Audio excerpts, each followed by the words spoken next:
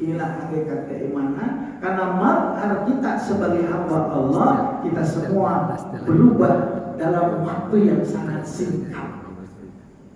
An-nasu fit tafkir, wallahu fit taqdir. Manusia hanya berusaha, hanya ikhtiar, hanya berusaha melakukan planning, tapi hasilnya hakikatnya adalah Allah. Ini konsep dasar dalam bertasawuf, bagaimana yakin kita bertambah kepada Allah Subhanahu wa ta'ala.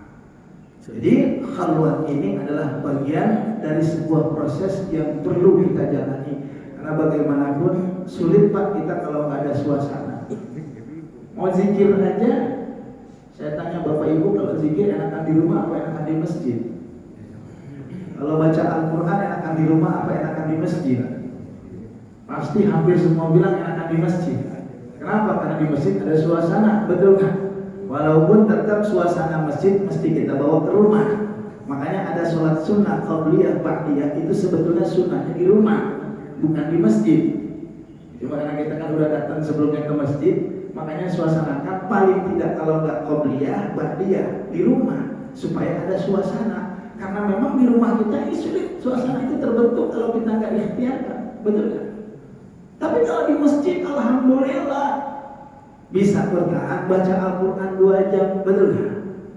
Di rumah ibu-ibu baru ngaji, A'udzubillahi minasyaitonirrajim, Yasin.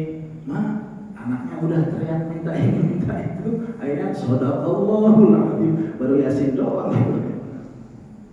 Kita perlu suasana Pak, nggak bisa dipungkiri.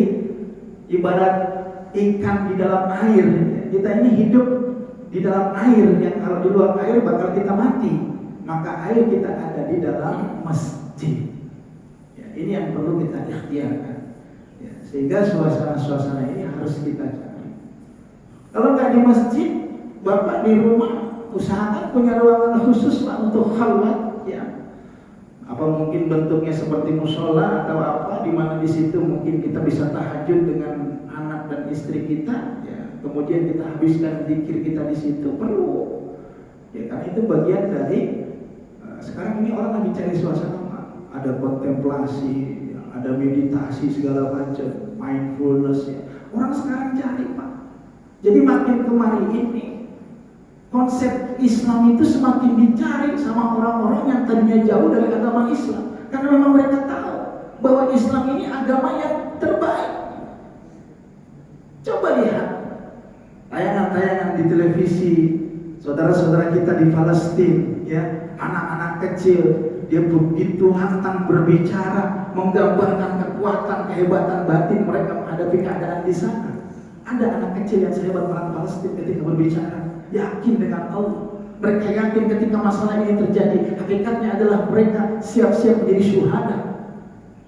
Hebat mereka. Jadi sebetulnya saudara kita ini lagi digembleng nih, ya. Di sana ini lagi digembleng kepribadiannya beda dengan kita. Berapa orang anak-anak yang sudah sebagai syahid di sana, tapi kita lihat mereka begitu tegar menghadapi keadaan tersebut, ya. Walaupun puluhan tahun dalam keadaan tersiksa, dalam keadaan tertekan. Ini hakikatnya yang mau kita cari dalam hidup kita. Mereka sadar bahwa setiap waktu, setiap saat nyawa mereka terancam. Dan mereka sudah pasrah. Bahkan ketika diinstruksikan untuk meninggalkan Gaza, ada di antara mereka yang bertahan. Ya karena mereka sudah mencium wangi surga. Karena mereka sudah siap sebagai syahid, syuhada akhirat.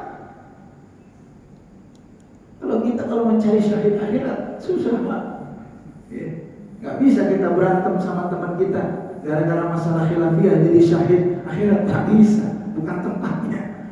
Cuma kadang-kadang emosi kita melebihi emosi mereka. Para syuhada berhadapan dengan Zionis kan begitu. Padahal teman satu masjid. Cuma gara-gara permasalahan khilafiyah. Yaitu karena memang ujian terbesar umat Islam di akhir zaman adalah ujian batin, termasuk masalah ukhuwah Islamiyah yang kadang-kadang sempat, ya, kalau kita nggak pandai-pandai, ini masya Allah paling banyak makan hati itu kalau udah berhubungan dengan orang lain, betul nggak Pak? Maaf, kalau kesulitan dalam materi, insya Allah banyak di antara kita berhasil untuk melewati itu. Tapi kalau udah berkaitan dengan masalah konflik, ini yang paling berat. Kita ketemu aja nggak mau, benar nggak? Ini setan paling bisa. Dia menggerus, mengkikis daripada mental akidah kita melalui itu dulu yang dihancurkan nih. Makanya kata Allah Subhanahu wa Ta'ala, di antara nikmat yang terbesar yang Allah berikan kepada umat manusia dalam firman-Nya Allah Subhanahu wa Ta'ala, fa asbahtum bi ni'matihi ikhwana. Aku jadikan kalian semua dengan nikmat-nikmatku, nikmat-nikmat Allah bersaudara. Nah, ini persaudaraan ini hakikatnya adalah bagaimana kita mensuasanakan hati kita dengan mahabbah. Punya teman 1000 masih kurang, betul. Tapi punya musuh 1 seperti kita punya musuh 1000. Makanya dimasukkan oleh Allah, fa asbahtum bi ni'matihi ikhwana. In kuntum a'da'an fa'alafa baina qulubikum. Yang sebelumnya berselisih, maka kemudian Allah jadikan kita bersaudara, seperti halnya yang pernah dialami persaudaraan antara Muhajirin dan Ansor. Ini pun dalam rangka suasana hati, Pak. Masa kita di masjid setiap hari ketemu, tapi setiap ketemu dengan teman kita hati kita gelisah, percuma dong, benar kan? Percuma bapak-bapak zikir di masjid, sholat dengan begitu khusyuk, tapi ketika ketemu teman, ini hati bergelora, Pak. Ini gara-gara dia nih yang suka bid'ah-bid'ah gitu ya. Akhirnya kita jadi Allahu Akbar. Ini kelihatan, Pak. Iya, kelihatan, maaf. Kenapa sih hal-hal yang sifatnya kontradiksi itu sengaja muncul gitu loh? Bahkan di kalangan ustadz sendiri ngapain ngeluarin statement-statement yang bertolak belakang dengan keadaan? Apa tujuannya kalau bukan ingin memecah belah, betul kan? Itu saja. Walaupun mungkin ada benarnya, misalkan prediksi mereka ada benarnya. Sekarang ribut habaib dengan kiai gara-gara mempermasalahkan nasab, kan begitu? Ngapain itu dipermasalahkan? Kalau seandainya memang nasab habaib ini salah, kan kita nggak rugi. Kenapa? Karena mencintai walaupun salah, benar kan? Tapi kalau kita membenci, udah membenci, salah, dosanya berlipat-lipat, kan begitu? Iya. Ngapain kita bongkar yang kayak begini? Kadang-kadang saya suka pikir ini mah proyek ini. Duitnya banyak ini yang di sini sehingga intelektual semua bersatu. Ya. Tujuannya itu. Konflik di Palestina sudah jelas dari dulu bahwa Palestina punya negara. Kenapa sekarang dikondisikan orang Palestina suruh hijrah? Aneh kan? Bapak-bapak kalau disuruh pindah kampung mau nggak? Udah enak tinggal di sini, suruh tinggal di ujung Berung sana, Pak. Saya yakin nggak mau, kan begitu. Iya. Ini muncul macam-macam lah ya. Ya. Itu yang kadang-kadang kita sayangkan. Kenapa? Ya udah, poinnya saya ambil kesimpulan bahwa ini bagian daripada konspirasi yang sengaja untuk membenturkan umat Islam supaya kita nggak bersatu, kan begitu. Pak, skenario besar umat Islam di Indonesia salah satunya itu, Pak. Kalau umat Islam bisa bersatu, ini negeri bakal jadi negeri hebat. Betul nggak? Itu masalahnya. Orang takut kalau Indonesia jadi negeri hebat.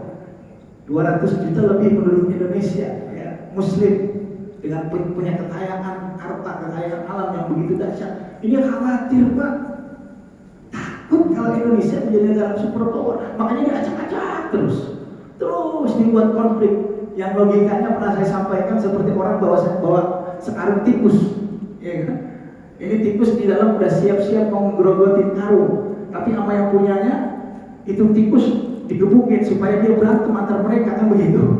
Sehingga ini tikus lupa, padahal dia bisa menggunakan kekuatannya untuk bisa lolos dengan cara menggerogoti karung, kan begitu?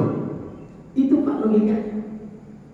Kita ini terus diadu domba supaya kita nggak fokus dengan ekonomi. supaya kita nggak fokus dengan kekuatan umat Islam seperti tikus tadi terus.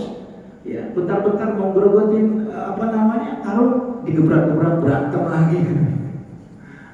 Nah, inilah gambaran sehingga kita merasakan perlu suasana. Sekali lagi kita sedang cari suasana yang bisa membentuk daripada keimanan kita. Karena hati manusia itu tidak lepas dari 3, Pak. Ada